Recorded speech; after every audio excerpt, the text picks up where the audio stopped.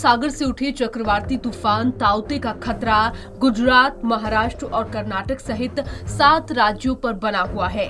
तूफान आज दोपहर गुजरात के पोरबंदर तट से टकरा सकता है। इसके बाद दोपहर 3 बजे से शाम 6 बजे के बीच तूफान पोरबंदर और महुआ के बीच से गुजरेगा। इस दौरान तूफान की गति 185 किलोमीटर प्रति घंटे तक हो सकती है।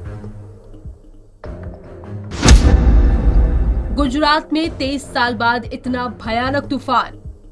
गुजरात में 23 साल बाद इतना भयानक तूफान आ रहा है। इससे पहले 9 जून 1998 में कच्छ जिले के कांडला में इतना भयानक तूफान आया था। इसमें 1173 लोगों की जान चली गई थी और 1774 लोग लापता हो गए थे। गुजरात के तटीय इलाकों से करीब 1.5 लाख लोगों को शिफ्ट किया जा रहा है।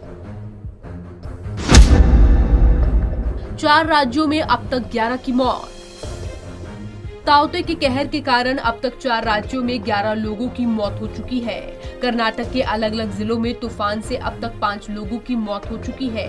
वहीं महाराष्ट्र के जलगांव में रविवार दोपहर 3 बजे एक पेड़ के झोपड़ी पर गिरने से 17 और 12 साल की 2 बहनों की जान चली गई। उनकी मां की हालत गंभीर बताई जा रही है। जबकि गोवा के मुख्यमंत्री प्रमोद सावंत ने कहा है कि तूफान के कारण राज्य में 2 लोगों की जान गई है। उधर तमिलनाडु के कन्याकुमारी में दीवार गिरने से 2 लोगों की जान चली गई। इसमें 2 साल का एक बच्चा और दूसरा 36 साल का व्यक्ति शामिल है। गुजरात पर सबसे ज्यादा असर। मौसम विभाग का कहना है कि इस चक्रवात का सबसे ज्यादा असर गुजरात पर पड़ेगा। द्वारका, कच्छ, पोरबंदर, जूनागढ़, गिर सोमनाथ, अमरेली, राजकोट, मोरबी और जामनगर जिलों में फूस के बने मकान पूरी तरह से तबाह हो जाएंगे। मिट्टी के घरों को भी भारी नुकसान होगा। पक्के मकानों को भी कुछ नुकसान पहुंच सकता है। भारी बारिश के कारण कुछ इलाकों में बाढ़ जैसे हालात हो सकते हैं। तूफान के खतरे को देखते हुए प्रधानमंत्री नरेंद्र मोदी ने शनिवार तो गृह मंत्री अमित शाह ने रविवार को हाई लेवल मीटिंग की और तैयारियों का जायजा लिया। एनडीआरएफ की 54 टीमें अलर्ट पर। ताउते से निपटने के लिए एनडीआरएफ, एसडीआरएफ, कोस्ट गार्ड समेत अन्य राहत दलों ने मोर्चा संभाल लिया है। एनडीआरएफ के महानिदेशक एसएन प्रधान ने बताया कि एनडीआरएफ की 54 टीमों को केरल, कर्नाटक, तमिलनाडु, गुजरात और महाराष्ट्र के तटीय क्षेत्रों पर तैनात किया जा रहा है। केरल में एक दिन पहले पहुंच सकता है मॉनसून। ताउते की मेहरबानी से देश में इस बार मॉनसून एक दिन पहले दस्तक दे सकता है। मौसम विभाग की माने तो केरल में दक्षिण पश्चिम मॉनसून एक दिन पहले यानी 31 मई को पहुंच सकता है।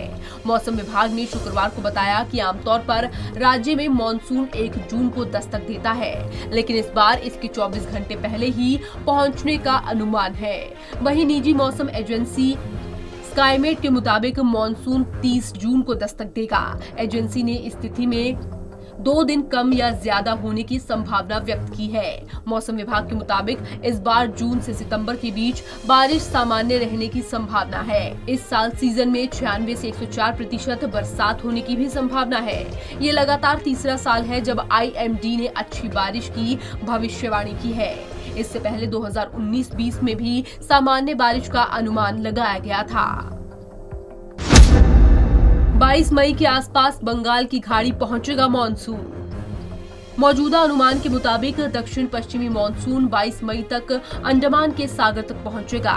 इसके चलते अरब सागर में चक्रवाती तूफान बनने की आशंका है। अरब सागर के ऊपर पश्चिमी विक्षोभ मजबूत हो रहा है। ये 20 मई तक बंगाल की खाड़ी में और ज्यादा मजबूत होकर पहुंचेगा।